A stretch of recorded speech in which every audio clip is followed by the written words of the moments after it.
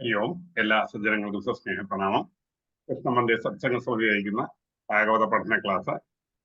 ഇന്ന് ശ്രീമദ് ഭാഗവതം തൃതീയ സ്കന്ധം 9-ാം അധ്യായത്തിലെ 10-ാമത്തെ ശ്ലോകമാണ് ഇന്നത്തെ ക്ലാസ് ആരംഭിക്കുന്നത്. നമ്മുടെ ക്ലാസ് നയിക്കുന്നത് ആചാര്യൻ doctor P V Viswanathan Namboothiri സാറാണ്. സാറിനെ സ്നേഹാദരപൂർവ്വം സ്വാഗതം ചെയ്യുന്നു. നമസ്തേ സാർ. ഓം സഹനാവവതു സഹനൗ ഭുനക്തു സഹവീര്യം കരവാവഹൈ തേജസ്വിനാവധീതമസ്തു മാ വിദ്വിഷാവഹൈ. ഓം ശാന്തി ശാന്തി ശാന്തി. യം പ്രവ്രജന്തമനുപേതമപേതകൃത്യം ദ്വൈവായനോ വിരഹകാതരാജുഹാവ പുത്രേതി തന്മയതയാ തരവോഭിനേതു തം സർവഭൂതഹൃദയം മുനിമാനവസ്മി. സമാദരണീയരായ എല്ലാ പഠിതാക്കൾക്കും വിനീതമായ പ്രണാമം. ശ്രീമദ് ഭാഗവതം തൃതീയ സ്കന്ധം 9-ാം അധ്യായം 10-ാമത്തെ ശ്ലോകം ഇന്ന് ആരംഭിക്കുന്നു. 3-ാം സ്കന്ധം 9-ാം അധ്യായം 10-ാമത്തെ ശ്ലോകം. ബ്രഹ്മാവ് ഭഗവാനെ സ്തുതിച്ചുകൊണ്ട് പറയുന്ന വരികളാണ്. ബ്രഹ്മാവ് സൃഷ്ടിച്ച ജീവജാലങ്ങളുടെ പോരായ്മകളും കുറവുകളും അവരുടെ നല്ല വഴിയിൽ കൂടി അവരെ ലക്ഷ്യത്തിലേക്ക് എത്തിക്കേണ്ടതാണ്. അതിന് ഭക്തി മാത്രമാണ് മാർഗം എന്ന് സൂചിപ്പിച്ചുകൊണ്ടാണ് ബ്രഹ്മാവ് സ്തുതിച്ചുകൊണ്ടിരിക്കുന്നത്. അന്യാപദാർത്ഥകരണാനിശി നിശ്ചയാനാം നാനാമനോരഥധിയാക്ഷണഭഗ്നനിദ്രാഹ ദൈവാഹതാർദ്ധരചനാർഷയോപി ദേവാം യുഷ്മത്പ്രസംഗവിമുഖാ ഇഹം സരന്തി. മുമ്പത്തെ ശ്ലോകത്തിലെ ശാസ്ത്രാഭ്യസനം കൊണ്ട് മാത്രമാവില്ല, ഭക്തി കൂടി ഉണ്ടെങ്കിൽ മാത്രമേ അത് സഫലമാവുകയുള്ളൂ എന്ന് സൂചിപ്പിച്ചതിൻ്റെ ബാക്കിയാണ്. ശാസ്ത്രാഭ്യാസം കൊണ്ട് അതുകൊണ്ട് നേടേണ്ട സംസ്കാരമായ ദേഹാഭിമാനം ഉള്ളവർക്ക് ഈ സംസാരം അനുഭവപ്പെടും. ഇപ്പം ശാസ്ത്രം അഭ്യസിക്കുന്നവർക്ക് കുഴപ്പമില്ലല്ലോ എന്നാണെങ്കിൽ ശാസ്ത്രം അഭ്യസിച്ചവർക്കും പ്രശ്നമുണ്ടാവാം എന്ന് സൂചിപ്പിക്കാൻ പോവാണ്. അന്നി ആപൃത ആർത്തകരണാഹ അന്യാപൃതാർത്ഥകരണാഹ. അന്നി എന്ന് വെച്ചാൽ അഹനി, അഹഫ് എന്ന് വെച്ചാൽ ദിവസം എന്നർത്ഥം. അത് നല്ല പരിചയമാണ്, സപ്താഹം എന്ന് കേട്ടറിയാം. അഹഫ് ദിവസമാണ്. ആ അഹഫ് ശബ്ദത്തിൻ്റെ സപ്തമി ഏകവചനമാണ് അന്നി എന്ന് വെച്ചാൽ ദിവസത്തിൽ എന്നർത്ഥം, പകൽ. അഹഫ് എന്ന് വെച്ചാൽ പകലനേ ഉള്ളൂ. അന്നി എന്ന് വെച്ചാൽ പകൽ മുഴുവൻ സമയവും. ആപൃത ആർത്തകരണാഹ. ആപൃതം വ്യാപൃതം, വ്യാപരിക്കപ്പെടുന്നു. ആയിക്ക് പകരം ഉപസർഗം ചേർക്കുന്നത് മാത്രമേ ഉള്ളൂ. വ്യാപരിക്കുക, അതാണ് വ്യാപൃതം. അത് തന്നെയാണ് ആപൃതവും, ഇത് വ്യാപരിക്കുന്ന. ആർത്തകരണാഹ, ക്ഷീണിച്ചിരിക്കുന്ന ഇന്ദ്രിയങ്ങൾ. ആർത്തങ്ങളായ കരണങ്ങൾ, ഉപകരണങ്ങൾ, ഇന്ദ്രിയങ്ങൾ. അന്നി ആപൃത ആർത്തകരണാഹ. പകല് മുഴുവൻ ഓരോരോ വ്യാപാരങ്ങളിൽ അകപ്പെട്ട് വൈകുമ്പോഴത്തേക്കും ഇന്ദ്രിയങ്ങൾ ക്ഷീണിതരാകും. അങ്ങനെ ക്ഷീണിച്ചിരിക്കുന്ന ഇന്ദ്രിയങ്ങളോട് കൂടിയവരായ മനുഷ്യർ. നോക്കൂ, ബ്രഹ്മാവാണ് നമ്മളെക്കുറിച്ച് പറയുന്നത്. നമ്മളൊക്കെ പകല് ജോലി ചെയ്ത് വൈകുമ്പോഴത്തേക്കും തളരും. എന്താ തളരുന്നത്? ഇന്ദ്രിയങ്ങളാണ്. കണ്ണും മൂക്കും നാക്കും കയ്യും കാലും ഒക്കെ ഭാവവും ക്ഷീണിക്കും. ബ്രഹ്മാവ് എത്ര ഭംഗിയായിട്ടാണ് ഇന്നത്തെ മനുഷ്യ ജീവിതത്തെക്കുറിച്ച്, അന്ന് ഭഗവാൻ ഞാൻ സൃഷ്ടിക്കുന്നവരുടെയൊക്കെ അവസ്ഥയെക്കുറിച്ചാണ്. ഇതൊക്കെ അറിഞ്ഞുകൊണ്ട് തന്നെയാണ് നമ്മളെയൊക്കെ സൃഷ്ടിച്ചത്. നമുക്ക് കേൾക്കുമ്പോൾ അത്ഭുതം തോന്നും. ഇതൊന്നും ബ്രഹ്മാവിനെ അറിയില്ല എന്നല്ല, ഇതൊക്കെ എനിക്കറിയാം. ഞാൻ സൃഷ്ടിക്കുന്ന മനുഷ്യരൊക്കെ പകല് ഓരോ തരത്തിലുള്ള ഇന്ദ്രിയങ്ങൾ കൂടി വ്യാപരിച്ച് ക്ഷീണിതരായിട്ട് രാത്രിയിൽ നിശ്ചയാനാഹ, രാത്രിയിൽ നിശേഷമായി ഉറങ്ങാൻ വ്യാപൃതരായിട്ട് മനുഷ്യർ ഓടിപ്പോകും. കാരണം എന്താണ്? പകൽ അന്തിയോടും ജോലി ചെയ്ത് ക്ഷീണിച്ച അവസരമായി രാത്രി ഹാവു ഒന്ന് ഉറങ്ങണം എന്ന് വെച്ചിട്ട് നിശേഷമായിരിക്കും ക്ഷയിക്കാൻ പോകുന്നവരാ. അങ്ങനെ പോയാലോ? പോയി കഴിഞ്ഞാൽ നാനാമനോരഥധിയാ ക്ഷണഭഗ്നനിദ്രാഹ, പലതരത്തിലുള്ള മനോരഥങ്ങളുടെ ധീ കൊണ്ട് ക്ഷണഭഗ്നനിദ്രാഹ, ഉറക്കം ഇടയ്ക്കിടയ്ക്ക് തടസ്സപ്പെട്ടു. നന്നായിട്ട് ഉറങ്ങാൻ പറ്റില്ല. എന്താണ് അവൾ ഉറങ്ങാൻ പറ്റാത്ത മനോരഥങ്ങൾ? ഒന്നീ പകല് ചെയ്ത കാര്യങ്ങളെക്കുറിച്ച്, രാവിലെ മുതൽ വൈകുന്നേരം വരെ ചെയ്ത കാര്യങ്ങളുടെ നന്മ തിന്മ പോരായ്മ, അവരോട് പറഞ്ഞത് ഇവരോട് പറഞ്ഞത്, അവരോട് ചൂടായത്, ദേഷ്യപ്പെട്ടത്, വഴക്ക് പറഞ്ഞത്, ഇതിനെക്കുറിച്ച് ആലോചിച്ചുകൊണ്ട് കിടക്കും. അല്ലെങ്കിൽ നാളെ ഇനി എന്തൊക്കെ ചെയ്യണം, ആരെയൊക്കെ ഉപദ്രവിക്കണം, ആർക്കൊക്കെ ദ്രോഹം ചെയ്യണം, നാളെ എന്തൊക്കെ ഒക്കെ പണികൾ കൊടുക്കണം, ജോലി ചെയ്യണം, നാളെ ഇങ്ങനെ. അങ്ങനെ ആയാൽ ക്ഷണഭംഗ നിദ്രാഹ, നിമിഷം കൊണ്ട് നിദ്ര പോവും, ഉറക്കം വരില്ല, തിരിഞ്ഞും മറിഞ്ഞും കിടക്കും. അവസാനം ഗുളിക കഴിച്ചിട്ട് കിടന്ന് ഉറങ്ങേണ്ടി വരും. ഈ അവസ്ഥയിലാണ് മനുഷ്യരെന്ന് എത്ര കാലം മുമ്പ് ഭാഗവതം മനോഹരമായി പ്രവചിച്ചത് നമ്മുടെ മുമ്പിൽ തന്നിരിക്കാൻ. ഇതാണ് ഭാഗവതത്തിന് മഹാത്മ്യം. എവിടെയാ മനസ്സിലാക്കുക? വെറും കഥയല്ല ഭാഗവതം ഇപ്പോഴാണ് നമുക്ക് മനസ്സിലാക്കാൻ പറ്റുക. അപ്പം നാനാ മനോരഥധിയ ക്ഷണഭഗ്ന നിദ്രാഹ ദൈവാഹത അർത്ഥരചനാം, എന്നിട്ടോ ദൈവ ആഹത അർത്ഥരചനാഹ, ദൈവത്താൽ ആഹതമായ നശിപ്പിക്കപ്പെട്ട അർത്ഥരചന അർത്ഥസമ്പാദന വ്യാപാരങ്ങൾ. ഇവിടെ ദൈവത്തിന് വിധി എന്നർത്ഥം. സംസ്കൃത ഭാഷയിൽ ദൈവശബ്ദം പലപ്പോഴും വിധി എന്നുള്ള അർത്ഥത്തിൽ ഉപയോഗിക്കാം. വിധി കൊണ്ട് നശിച്ചുപോയ അർത്ഥരചന. നോക്കൂ, അവിടെയാണ് അടുത്ത കുഴപ്പം. ധാരാളം കാശുണ്ടാക്കുന്നതിൽ വ്യാപൃതരായി കഷ്ടപ്പെട്ട് മെനക്കെട്ട് ഉറക്കൊഴിഞ്ഞ് പണിഞ്ഞ് പാടുപെട്ട് കാശുണ്ടാക്കും. അതൊക്കെ വിധി നശിപ്പിച്ച് കളയും. ഏതെങ്കിലും തരത്തിൽ മുഴുവൻ പോകും. ചിലപ്പോൾ ഒരു വെള്ളപ്പൊക്കം വന്ന് ഒലിച്ചിറങ്ങി മുഴുവൻ പോകും. എന്താ കഥ? ഇങ്ങനെയൊക്കെ ഉണ്ടാക്കി വെച്ചിട്ട് മനുഷ്യജീവിതത്തിൻ്റെ അവസ്ഥയാണ്. ദൈവ ആഹത അർത്ഥരചന, വിധിയാൽ ആഹതമായ നശിപ്പിക്കപ്പെട്ട അർത്ഥരചനകൾ, കാശുണ്ടാക്കൽ, ധനം സമ്പാദിക്കൽ. ഇതാണ് മനുഷ്യജീവിതത്തിൻ്റെ അവസ്ഥ. എന്താണ്? അന്നി ആപൃതാർത്ഥകരണാഹ നിശി നിശ്ചയാനാഹ നാനാമനോരഥധിയ ക്ഷണഭഗ്നനിദ്രാഹ ദൈവ ആഹത അർത്ഥരചനാഹ ഋഷയോ അപി. നോക്കൂ, ഋഷികൾക്കു പോലും ഹേ ദേവ യുഷ്മത് പ്രസംഗവിമുഖ ഇഹ സംസരന്തി, അങ്ങയോടുള്ള പ്രസംഗത്തിൽ, അങ്ങയോടുള്ള കൂടിച്ചേരൽ സംഘത്തിൽ വിമുഖരായാൽ ഈ സംസാര ജീവിതത്തിൽ ജനനമരണമെന്ന ദുഃഖത്തിൽ അകപ്പെടുക തന്നെ ചെയ്യും, സംശയിക്കാനില്ല. ഋഷിമാരാണെങ്കിൽ പോലും, ഋഷിമാരാണെന്ന് പ്രത്യേകതയൊന്നുമില്ല, അവരുമൊക്കെ ഇങ്ങനെയാണ് പോകുന്നതെങ്കിൽ തീർച്ചയായിട്ടും ഇതിൻ്റെ അകത്ത് അകപ്പെടുകയുള്ളൂ.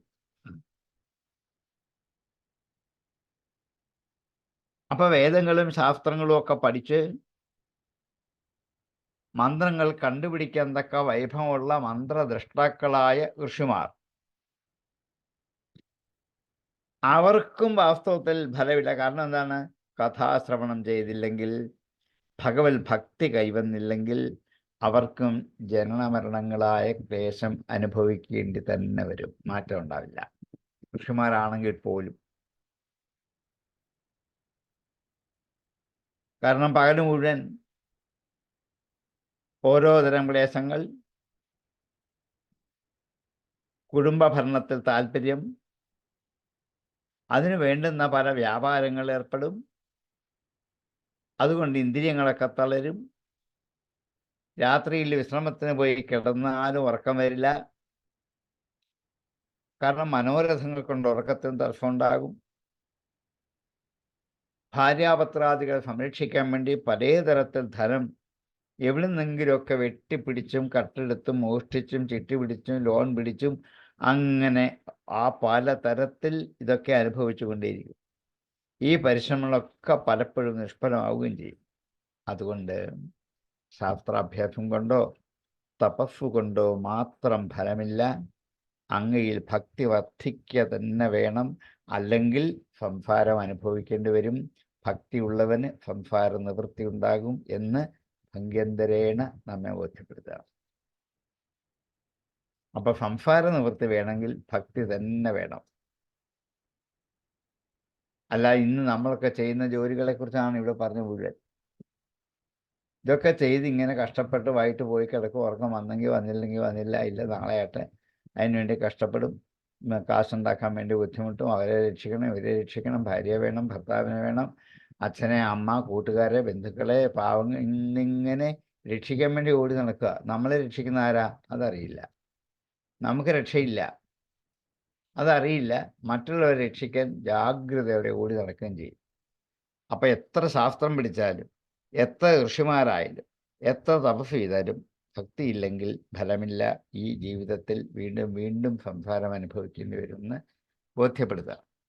അന്യാപൃതാർത്ഥകരണാനിശി നിശ്ചയാനാം നാനാമനോരഥധിയാ ക്ഷണഭഗ്നനിദ്രാഹം ദൈവാഹതാർദ്ധരചനാർഷയോപി ദേവ യുഷ്മത് പ്രസംഗവിമുഖാ ഇഹ സംസരന്തീം. യുഷ്മത് പ്രസംഗവിമുഖാഃ ഋഷയഃ അപി ഹേ ദേവ അന്നി ആപൃത ആർത്തകരണാഃ നിശി നിശ്ചയാനാഃ നാനാമനോരഥധിയാ ക്ഷണഭഗ്നനിദ്രാഃ ദൈവാഹത അർത്ഥരചനാഃ ഇഹ സംസരന്തി. അന്യാപദാർത്ഥകരണാനിശി നിശ്ചയാനാം നാനാമനോരഥധിയാ ക്ഷണഭഗ്നനിദ്രാഹം ദൈവാഹതാർത്ഥരചനാർഷയോപി ദേവ യുഷ്മത്പ്രസംഗവിമുഖാഃ ഇഹ സംസരന്തി. അന്യാപദാർത്ഥകരണാനിശി നിശ്ചയാനാം നാനാമനോരഥധിയാ ക്ഷണഭഗ്നനിദ്രാഹം ദൈവാഹതാർത്ഥരചനാർഷയോപി ദേവ യുഷ്മത്പ്രസംഗവിമുഖാ ഇഹ സംസരന്തി. അന്യാപദാർത്ഥകരണാനിശി നിശ്ചയാനാം നാനാമനോരഥധിയാ ക്ഷണഭഗ്നനിദ്രാഹം ദൈവാഹതാർത്ഥരചനാർഷയോപി ദേവ യുഷ്മത്പ്രസംഗവിമുഖാ ഇഹ സംസരന്തി. ത്വം ഭാവയോഗപരിഭാവിതഹൃത്സരോജ ആഫേസുപേക്ഷിതപഥോ നനുനാഥ പുംസം യദ്യദ്ധിയാത ഉരുകായ വിഭാവയന്തി തത്തദ്വപുഃ പ്രണയഫേഫദനുഗ്രഹായം. ത്വം അങ്ങ് ഭാവയോഗ പരിഭാവിതഹൃത്സരോജ ആഫേ. ഭാവയോഗ പരിഭാവിതമായ ഹൃത്സമാജത്തിൽ ഹൃദയമാകുന്ന സരോജത്തിൽ താമരയിൽ. ഭാവയോഗം ഭക്തിയോഗം. ഭക്തിയോഗമെന്ന ഉപായം കൊണ്ട് പരിശുദ്ധമാക്കപ്പെട്ട ഭാവയോഗ പരിഭാവിത പരിശുദ്ധമായ ഹൃത്സരോജ ഹൃദയത്തിലുള്ള താമരയിൽ ആഫേ ഇരിക്കുന്നു.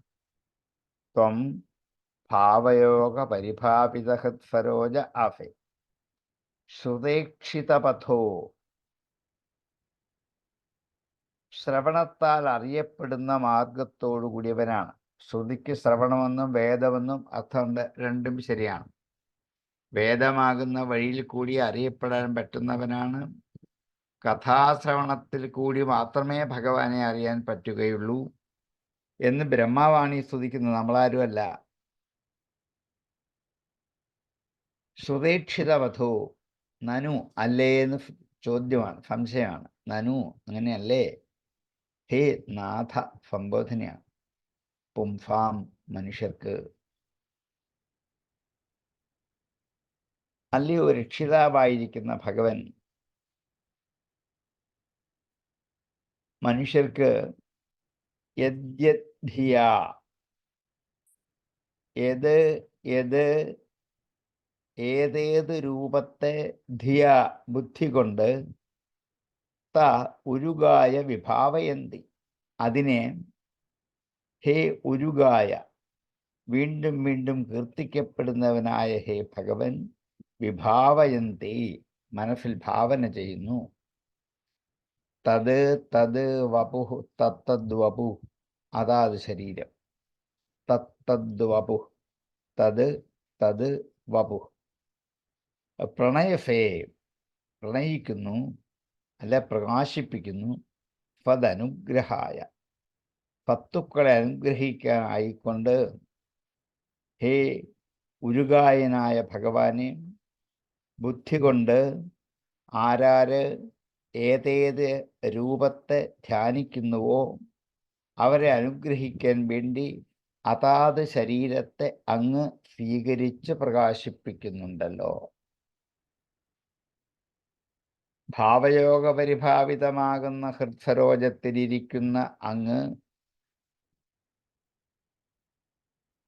വേദപഥം കൊണ്ട് അറിയപ്പെടുന്നവനായ ആണ് എന്നുള്ളത് നിസ്സംശയമാണ്. ഹേ ഭഗവൻ, അങ്ങ് മനുഷ്യന് ഏതേത് ബുദ്ധിയിൽ അങ്ങ് വിഭാവന ചെയ്യുന്നുവോ ആ ബുദ്ധിക്ക് ചേർന്ന ശരീരത്തിൽ സജ്ജനങ്ങളെ അനുഗ്രഹിക്കാൻ അവരുടെ മുമ്പിൽ പ്രകാശിക്കും. ഞാൻ എൻ്റെ മനസ്സിൽ ഏതേത് ബുദ്ധി കൊണ്ടാണോ ഭഗവാനെ ഭാവന ചെയ്യുന്നത്, എൻ്റെ ബുദ്ധിയിൽ ഭഗവാൻ ഒരു ഈച്ചയാവാം, ഉറുമ്പാവാം, ശിലാവിഗ്രഹമാകാം, ഫാളഗ്രാമമാകാം, വിളക്കാകാം, സൂര്യനാകാം, പ്രകാശമാകാം, ഒരു വെറും ശിലാഖണ്ഡമാകാം, ഒരു മരക്കഷ്ണമാകാം. ഇങ്ങനെ ഞാൻ ഏതേത് ബുദ്ധിയിൽ അങ്ങയെ ഭാവന ചെയ്യുന്നുവോ അതേ രൂപത്തിൽ അങ്ങ് അവരുടെ മുമ്പിൽ പ്രത്യക്ഷപ്പെടും, അവരെ അനുഗ്രഹിക്കാൻ. ഏത് രൂപം വേണമെങ്കിൽ അങ്ങേക്ക് സ്വീകരിക്കാൻ പറ്റുമല്ലോ. ഭക്തന്മാര് ഏതേത് രൂപത്തിലാണോ അങ്ങയെ ധ്യാനിക്കുന്നത് അതാത് രൂപത്തിൽ അങ്ങ് അവരുടെ മുമ്പിൽ പ്രത്യക്ഷപ്പെടുക തന്നെ ചെയ്യും.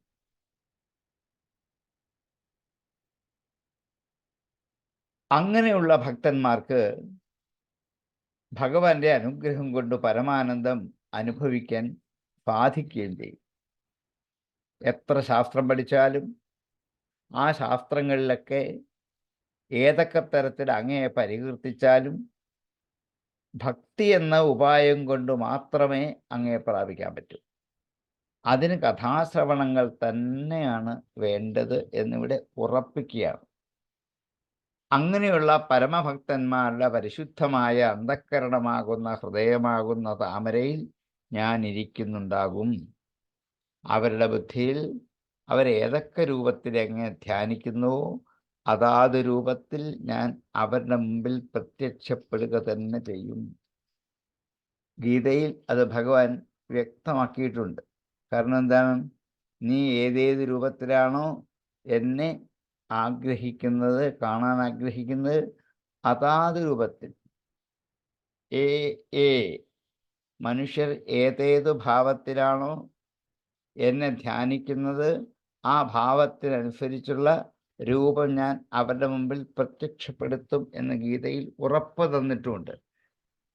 അതുതന്നെയാണ് ഇവിടെ ബ്രഹ്മാവ് ഭഗവാനെ സ്തുതിക്കുമ്പോൾ പറയുന്നത്, അങ്ങ് ഭക്തിയോഗം കൊണ്ട് ഹൃദയം പരിശുദ്ധമാകുന്ന ആൾക്കാരുടെ അന്ധഃകരണത്തിലെ താമരയിൽ അങ്ങ് വസിക്കും.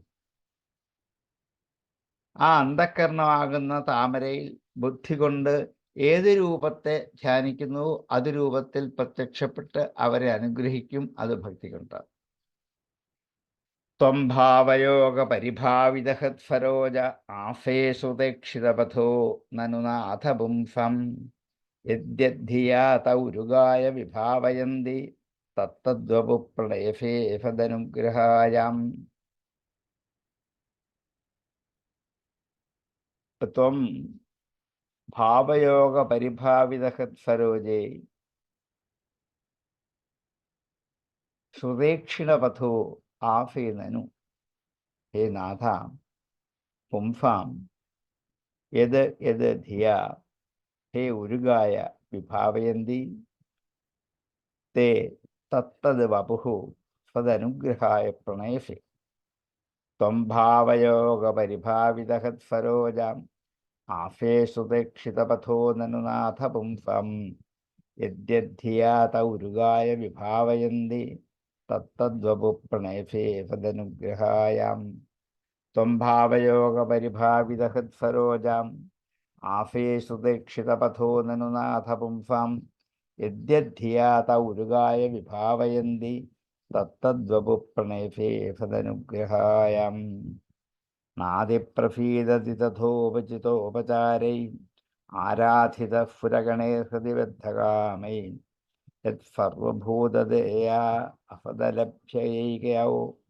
നാനാജനേഷ്വപഹിത സുഹൃദന്തരാത്മാം ന അതിപ്രസീദതി.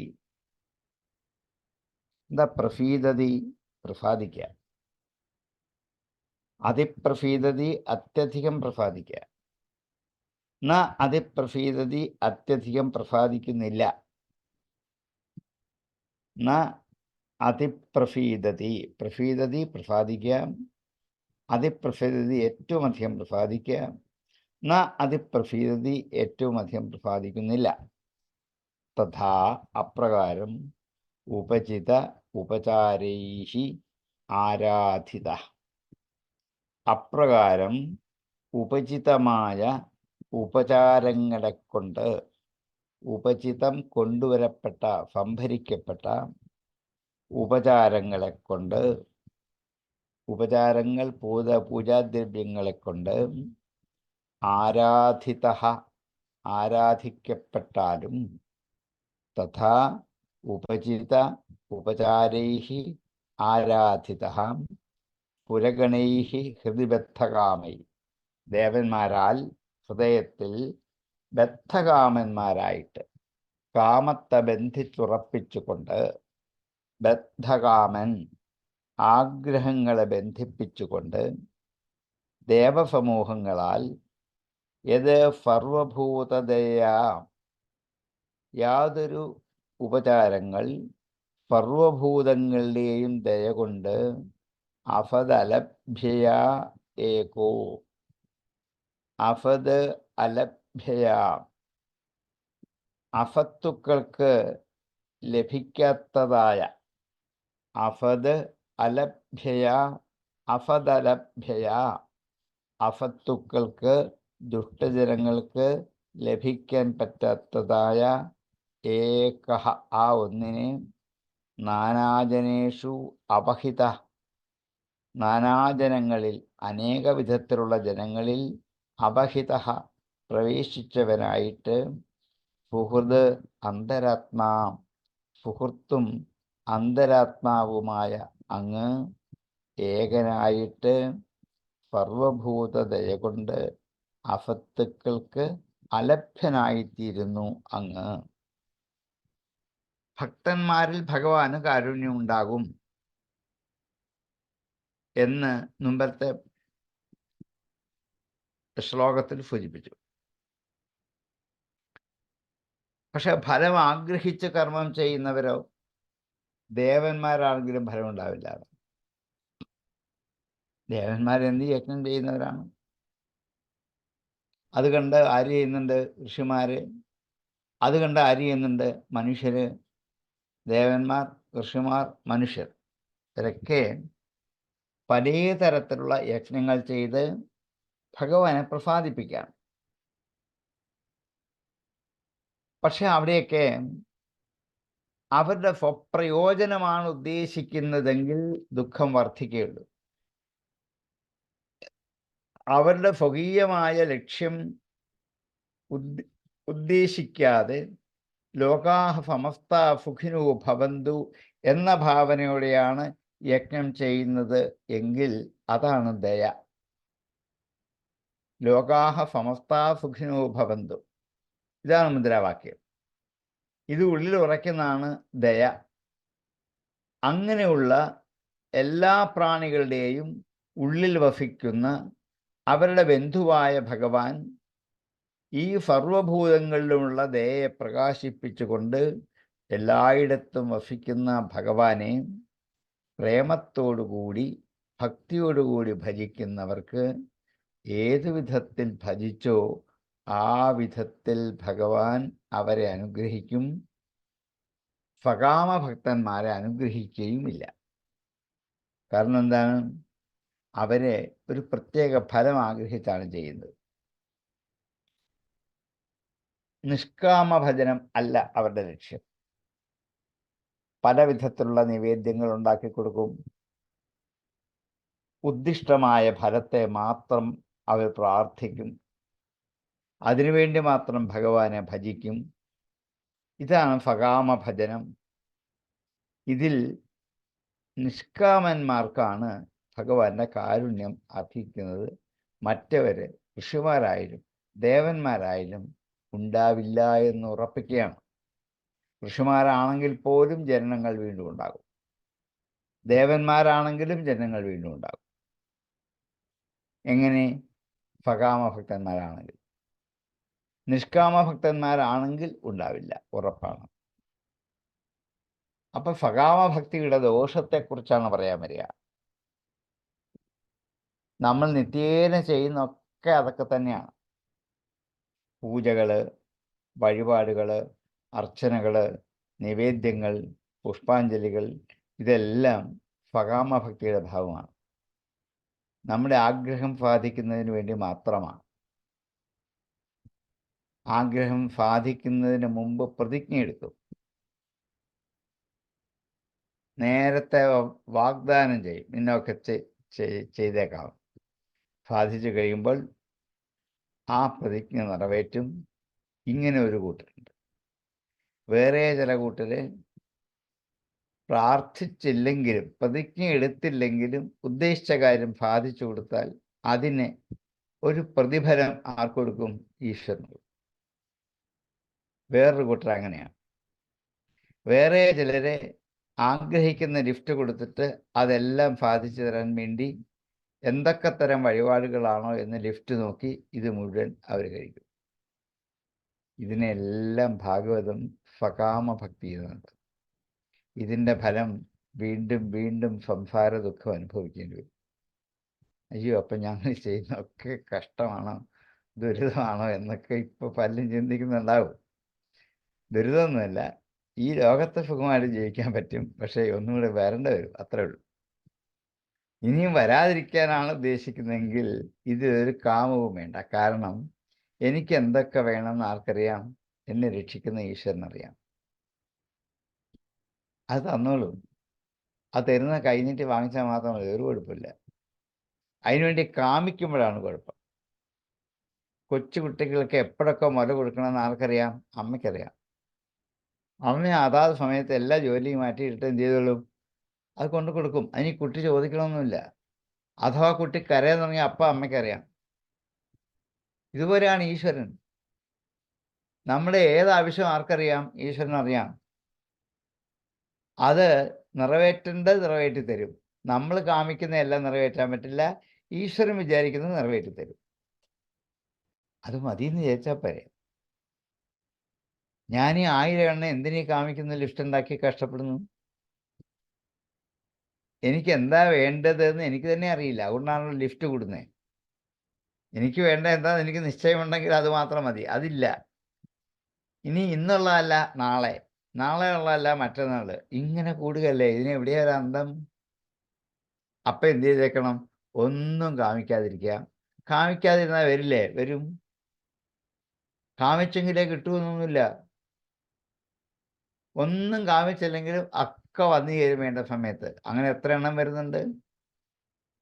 അപ്പോൾ ഈ സകാമഭക്തിയുടെ ദോഷത്തെക്കുറിച്ച് ഇത് ദേവന്മാർക്കുണ്ട്. ദേവന്മാർ എത്ര വർഷം മെനക്കെട്ട് എത്ര പശുവിൻ്റെ പാലും നെയ്യും തൈരും മോരും ഒക്കെ സംഭരിച്ച് എത്ര നെയ്യുണ്ടാക്കി, എത്ര ചമതക്കമ്പുകളുണ്ടാക്കി, എത്ര ഹവിഷുണ്ടാക്കി, എത്ര ഋഷിമാർ എത്ര ദിവസം മെനക്കെട്ട് അരണി കടന്ന് അഗ്നിയെടുത്ത് ഹോമം ചെയ്യല്ലേ. എന്തിനാണ്? ഒരു ലക്ഷ്യമുണ്ട്. ആ ലക്ഷ്യം സാക്ഷാത്കരിക്കാൻ വേണ്ടിയിട്ടാണ്. ഇതിനൊക്കെ ഫകാമ ഭക്തി എന്നാണ് ഭാഗവതം പറയുക. ഈ ദേവന്മാർക്ക് വീണ്ടും ജന്മം ഉണ്ടാവും. ഇത് കണ്ട് ഋഷിമാർ ചെയ്യുന്നുണ്ട് യജ്ഞം. ഋഷിമാരുടെ യജ്ഞത്തിനും ലക്ഷ്യമാണ്. അതിൻ്റെ ഫലം ഋഷിമാർക്ക് വീണ്ടും ജന്മം ഉണ്ടാകും. ഇത് കണ്ട് മനുഷ്യരും ചെയ്യുന്നുണ്ട്. മനുഷ്യർക്ക് എന്തുണ്ടാവും? വീണ്ടും വീണ്ടും ജന്മപരമ്പരകൾ ഉണ്ടായിക്കൊണ്ടേയിരിക്കും. അതുകൊണ്ട് അതിനുവേണ്ടി സകാമഭക്തിക്ക് വേണ്ടി യത്നിക്കണ്ട. നിഷ്കാമഭക്തിക്ക് വേണ്ടി ഇതൊക്കെ ചെയ്തോളൂ, കുഴപ്പമില്ല. ഇപ്പം ചെയ്യുന്ന വഴിപാടും യജ്ഞവും കർമ്മവും ഹോമവും ഒക്കെ ചെയ്യാം. പക്ഷെ അതിൻ്റെ അകത്ത് ഇതിൻ്റെ ഫലം എനിക്ക് വേണമെന്ന് ആഗ്രഹിക്കരുത് മാത്രമേ ഉള്ളൂ. അങ്ങനെ ആയാൽ അതിപ്രഫീദതി, ഭഗവാൻ പ്രസാദിക്കില്ല. അഫത് അലഭ്യയ, അഫത്തുക്കൾക്ക് ലഭിക്കാനാകാത്ത ഏകമായ ഭക്തി, അതാണ് വാസ്തവത്തിൽ ഉണ്ടാകേണ്ടത്. ഇവിടെ ഉപചിതമായ ഉപചാരങ്ങളെ കൊണ്ട് ദേവഗണങ്ങൾ ബദ്ധകാമന്മാരായിട്ട് അങ്ങേ ഹൃദയത്തിൽ ആരാധിക്കുന്നുണ്ട്.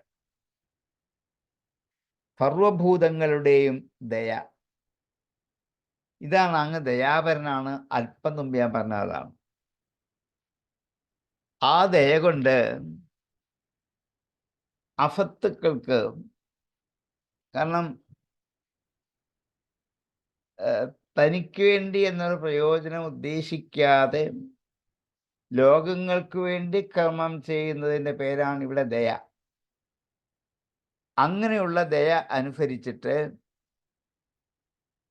ആണ് കർമ്മം ചെയ്യുന്നതെങ്കിൽ വീണ്ടും ജന്മം ഉണ്ടാവില്ല. അല്ലെങ്കിൽ അഫത് അലഭ്യയ ഏകഃ നാനാജനേഷു അപഹിതഃ സുഹൃദന്തരാത്മാ, നാനാവിധത്തിലുള്ള പ്രാണികളിൽ അപഹിതനായി പ്രവേശിച്ചിരിക്കുന്നവനും സുഹൃത്തായവനും ബന്ധുവായവനും അന്തരാത്മാവായിരിക്കുന്നതുമായ അങ്ങ് അഫത്തുക്കൾക്ക് അലഭ്യനാണ്. അഫത് അലഭ്യ. ഇനിയും അങ്ങ് സർവഭൂതമായ ദയ കൊണ്ട് എങ്ങനെ പ്രസാദിക്കുമോ? ലോകങ്ങൾക്കെല്ലാം സുഖമുണ്ടാകണമെന്ന് ആഗ്രഹിച്ചുകൊണ്ട് ഒരു പുഷ്പാഞ്ജലി നടത്തിയാൽ പെരുന്നാളൊന്നും വേണ്ട. എൻ്റെ പേരും വേണ്ട, നാളും വേണ്ട, മക്കളുടെ വേണ്ട, ഭാര്യയുടെ വേണ്ട, ഭർത്താവിനും വേണ്ട. പിന്നെ എന്ത് ചെയ്താൽ മതി? ലോകത്തിന് സുഖമുണ്ടാവണം. ഇങ്ങനെ ആരെങ്കിലും പുഷ്പാഞ്ജലിയോ വഴിപാടോ കഴിക്കുമോ? ഇല്ലല്ലോ. അതാണ് കുഴപ്പം. ഇതാണ് നമ്മളെ കർമ്മത്തിൻ്റെ അപൂർണത. ഇങ്ങനെ ആഗ്രഹിച്ചുകൊണ്ട് ചെയ്യുന്ന കർമ്മം, അതാണ് ദയ എന്നിവിടെ വന്നത്. അങ്ങനെയുള്ള ദയ കൊണ്ട് എപ്രകാരമാണോ ഭഗവാൻ പ്രസാദിക്കുന്നത്, യഥാ പ്രസീദതി, ഇവിടെ ഹൃദയത്തിൽ. അതേസമയത്ത് ബദ്ധകാമന്മാരായ ദേവന്മാർ ധാരാളം ഉപചാരങ്ങളെ കൊണ്ട് ആരാധിച്ചാലും അങ്ങ് പ്രസാദിക്കില്ല.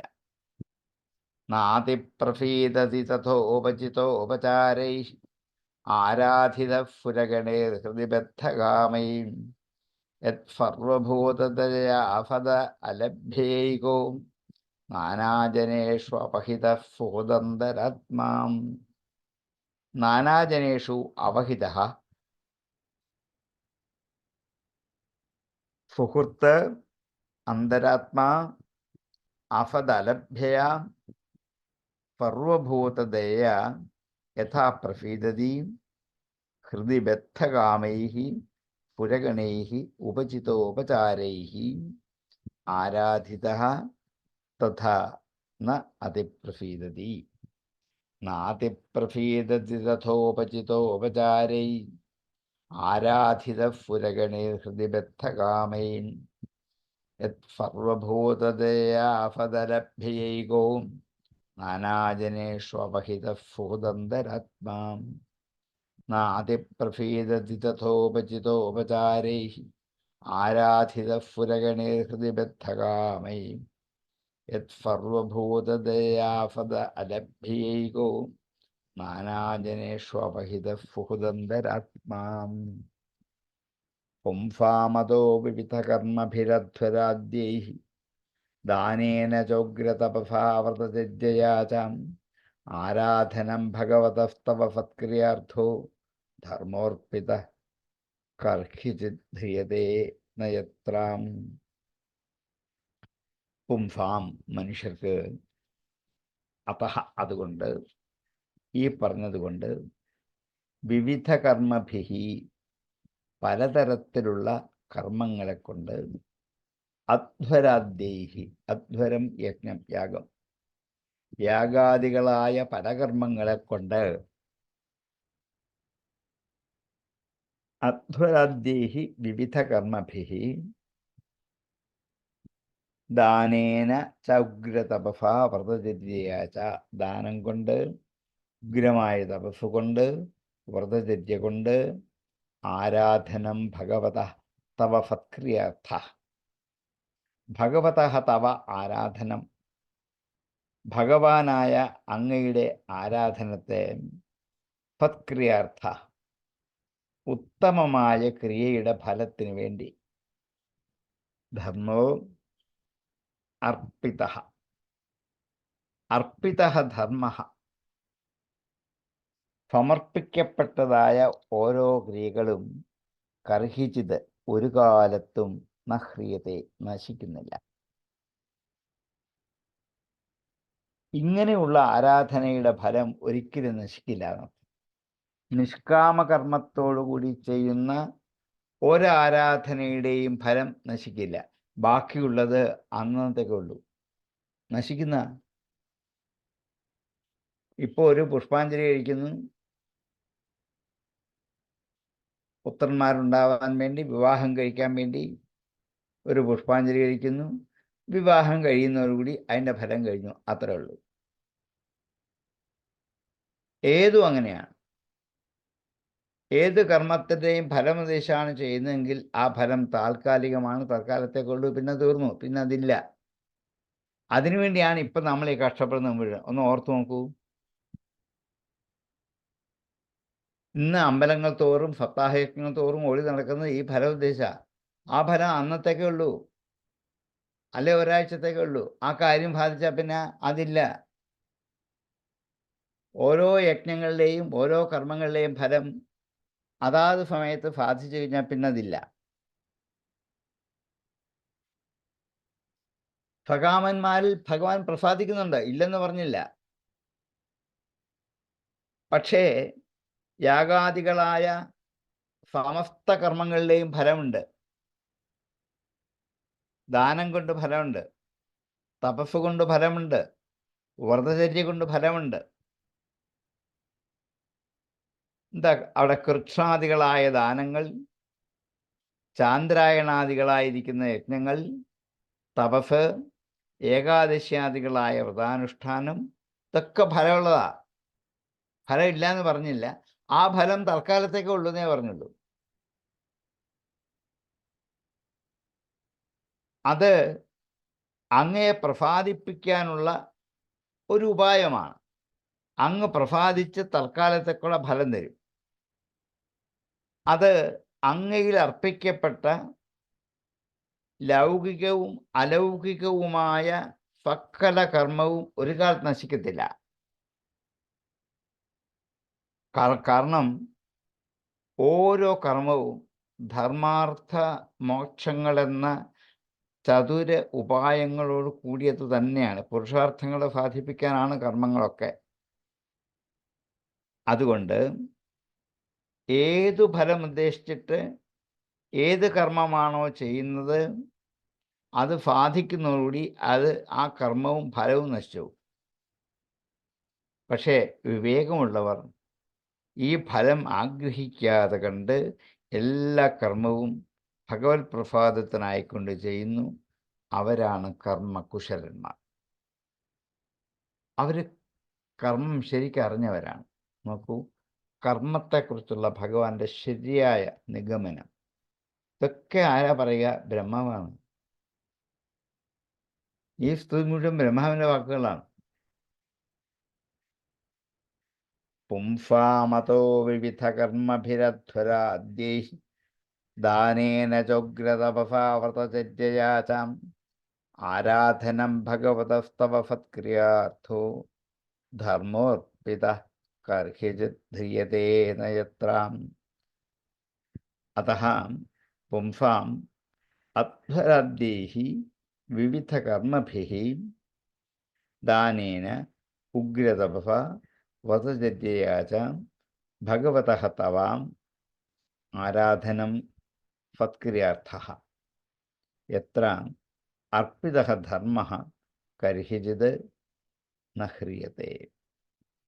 പുംസാമതോ വിവിധകർമ്മഭിരധ്വരാദ്യൈഃ ദാനേന ചോഗ്രതപസാ വ്രതചര്യയാ ച ആരാധനം ഭഗവതസ്തവ സത്ക്രിയാർത്ഥോ ധർമ്മോർപ്പിതഃ കർഹിചിത് ധ്രിയതേ നയത്രാം. പുംസാമതോ വിവിധകർമ്മഭിരധ്വരാദ്യൈ ദാനേന ചോഗ്രതപസാ വ്രതചര്യയാ ച ആരാധനം ഭഗവതസ്തവ സത്ക്രിയാർത്ഥോ ധർമ്മോർപ്പിതഃ കർഹിചിത് ധ്രിയതേ നയത്രാം.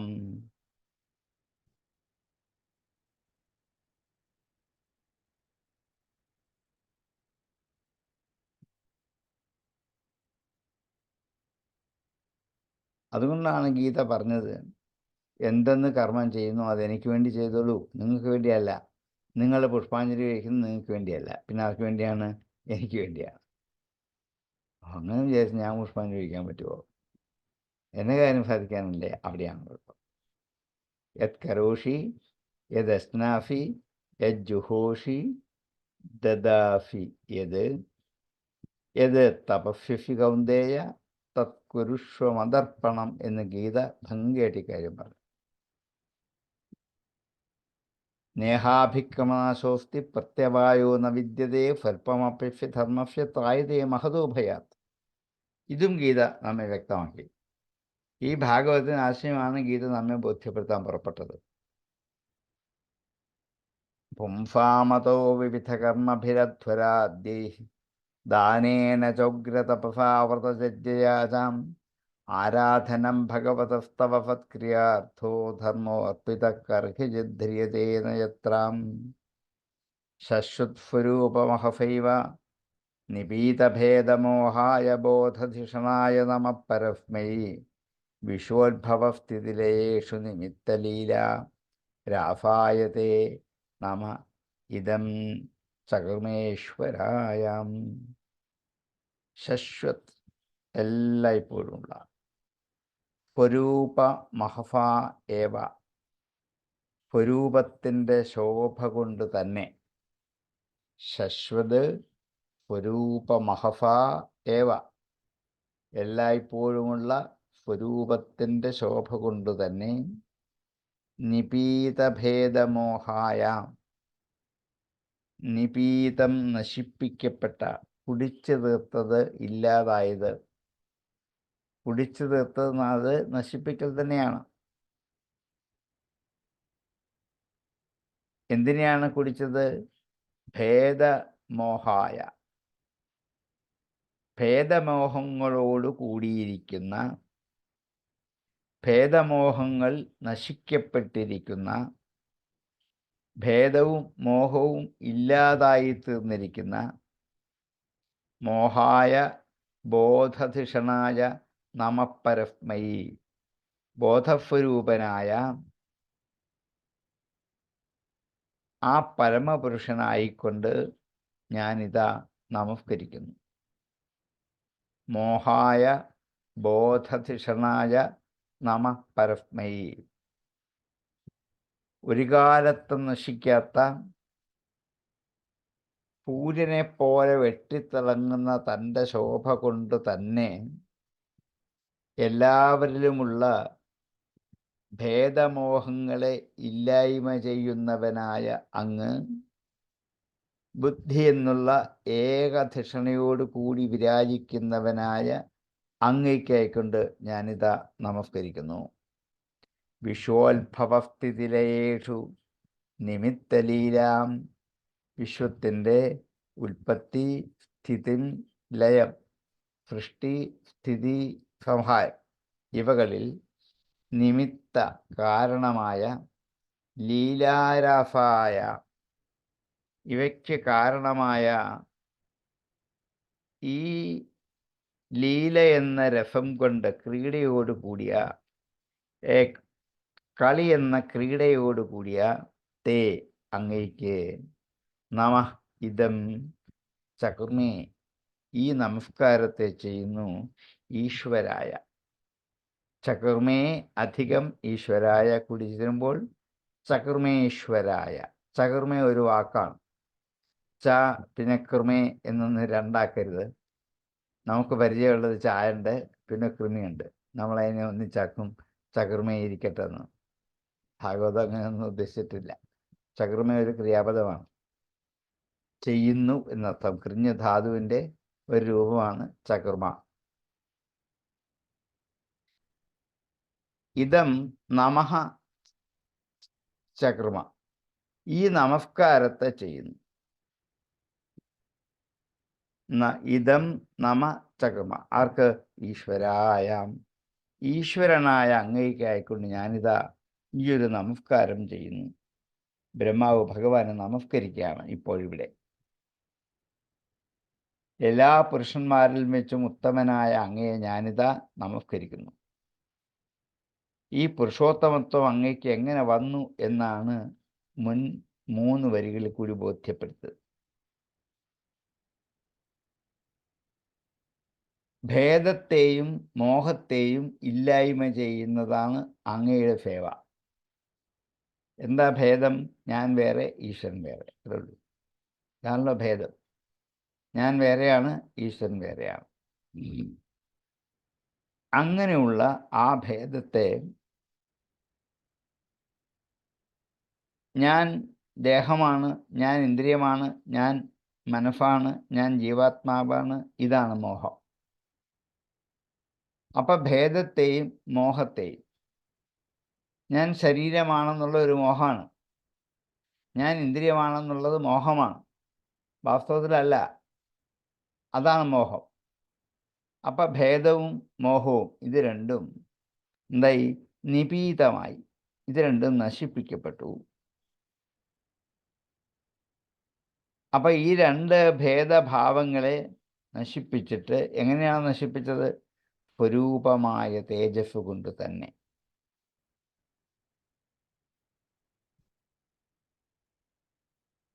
അങ്ങയുടെ ആനന്ദസ്വരൂപമാണ് അങ്ങയുടെ രൂപം.